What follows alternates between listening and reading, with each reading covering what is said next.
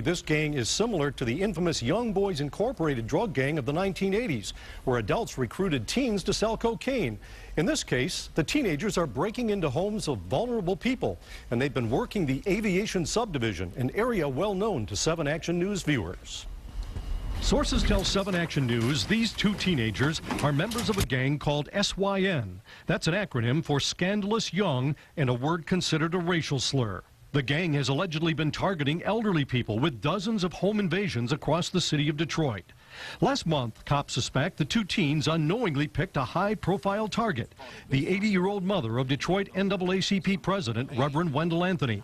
They allegedly kicked in Ida Patton's door when she wasn't home. Sources say Mrs. Patton returned just as the suspects were leaving her house, and one allegedly pointed a gun at her.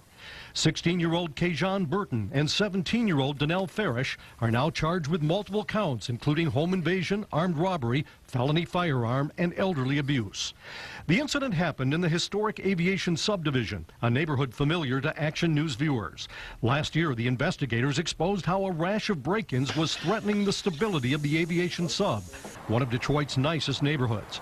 A task force of Wayne County Sheriff's deputies and Detroit police investigators responded to our story, and they made more than 80 arrests over an 8-month period.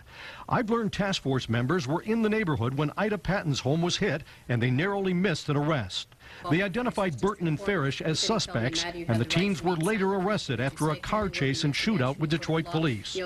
An arrest warrant has also been issued for 24-year-old Jasmine King in connection with a robbery of Wendell Anthony's mother. Sources say King, who's on probation for a drug conviction, is a suspected ringleader of the gang. I'm told a man believed to be King was caught on security video using Ida Patton's credit card at this mobile station at West Warren and Southfield. There's now an arrest warrant charging King with identity theft and illegal use of a financial transaction device.